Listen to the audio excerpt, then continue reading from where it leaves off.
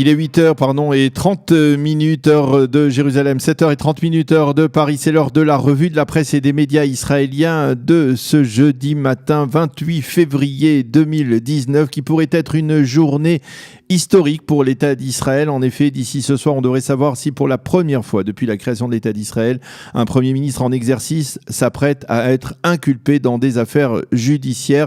Selon les informations diffusées hier soir par l'ensemble des chaînes de télévision et en particulier par Guy Peled, le spécialiste juridique de la chaîne 12 israélienne, mais également donc révélé par d'autres chaînes, le conseiller juridique du gouvernement, le docteur Avichai Mendelblit, aurait décidé d'entamer une procédure d'inculpation contre M. Netanyahou dans les dossiers 1000, 2000 et 4000. Dans le dossier 1000 des cadeaux reçus par le couple Netanyahou de la part du milliardaire Amnon Milchan, M. Netanyahou devrait être inculpé d'abus de confiance et peut-être également de fraude. Dans le dossier 2000 des relations entre Netanyahou et le patron du Yediot Aharonot Nouni Moses, M. Netanyahou devrait être également inculpé d'abus de confiance et de fraude, tandis que Moses, lui, serait inculpé de corruption.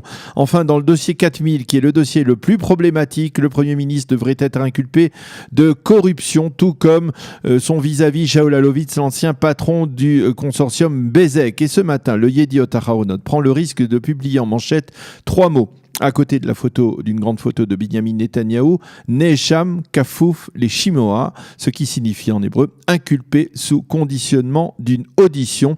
Le Yediot Aharonot souligne en sous-titre que nous sommes précisément 40 jours avant les élections du 9 avril, c'est-à-dire à la date limite à laquelle le conseiller juridique avait envisagé de publier ses conclusions sans être taxé de vouloir s'immiscer dans la campagne électorale. Le Yediot Aharonot souligne que la procédure d'audience ne débutera que durant l'été prochain et qu'elle ne se terminera que dans un an.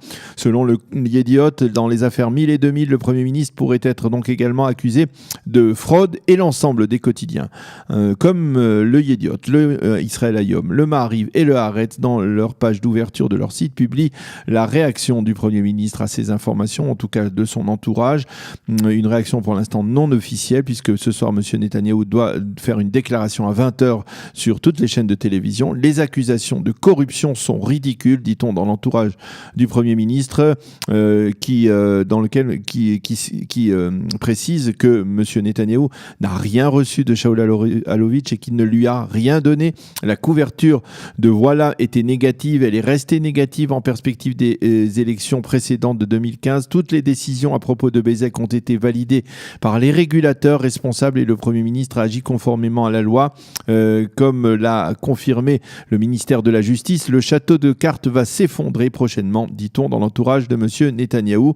Le Israël Hayom lui accorde moins de volume. Il faut bien l'avouer que son rival du Yediot a ce développement majeur.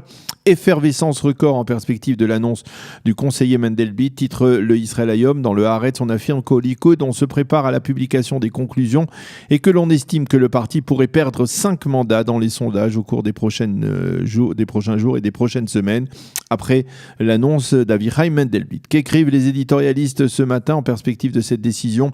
Chaim Schlein, dans le Israël Hayom, rappelle que la présomption d'innocence demeure toujours valable pour M. Netanyahou et de préciser que la loi stipule qu'un Premier ministre peut continuer à exercer ses fonctions tant qu'il n'est pas condamné. Mais dans le Yediot, Ben Dror Yemini affirme que cette journée sera une journée triste, à l'issue de laquelle il n'y aura ni vainqueur ni vaincu, et il estime que pour éviter une division grave au sein de la société israélienne, il aurait été souhaitable que M. Netanyahou, que M. Mendelblit, parvienne à conclure avec Binyamin Netanyahou un accord de compromis, le retrait de cet acte d'accusation en échange d'un retrait de Binyamin Netanyahou de la vie politique.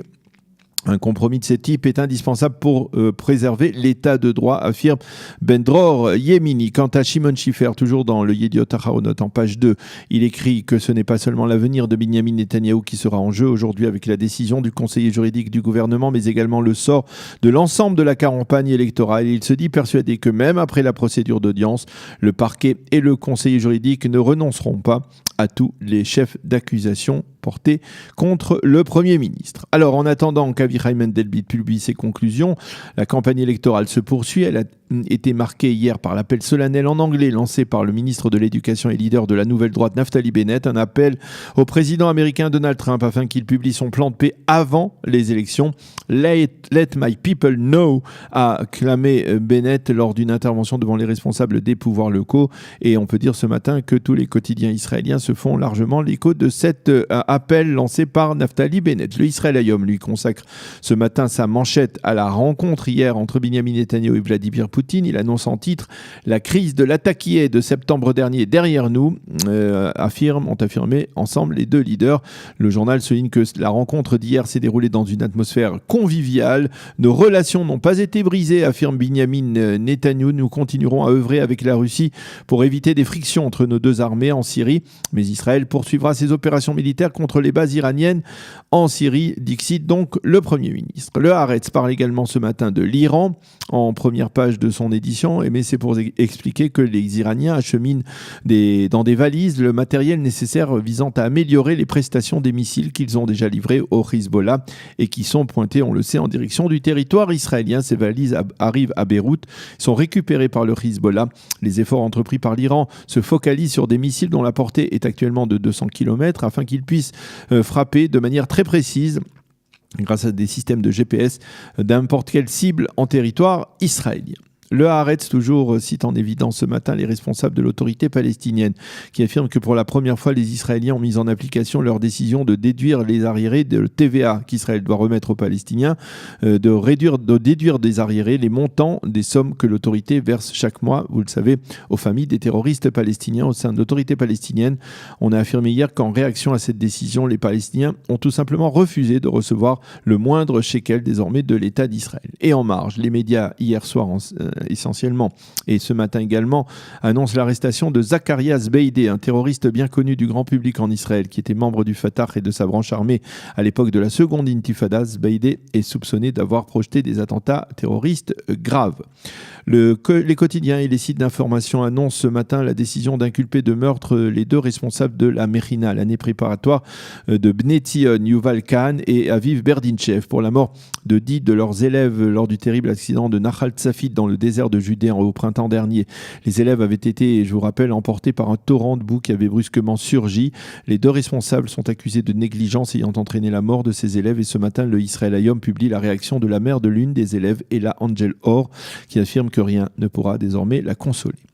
Les médias et les sites d'information, enfin, annoncent ils annonçaient déjà dès hier soir le décès d'une troisième victime dans le terrible accident du groupe de touristes israéliens dans le sud du Chili. La troisième victime est Dalia Ronen, 76 ans, qui a succombé à ses blessures après que son état se soit brusquement dégradé. Dalia Ronen est la mère de l'ambassadrice d'Israël en Uruguay et son mari est lui aussi très sérieusement blessé. Un autre Israélien est encore grièvement atteint. Je vous rappelle que donc le bilan de cet accident qui s'est produit en début de semaine est de 3 tués et de plusieurs blessés. Voilà donc pour cette revue de la presse et des médias israéliens. Mais comme je vous le disais en titre, donc cette annonce aujourd'hui d'une éventuelle inculpation du Premier ministre Benyamin Netanyahu par le conseiller juridique du gouvernement Avichai Mandelblit.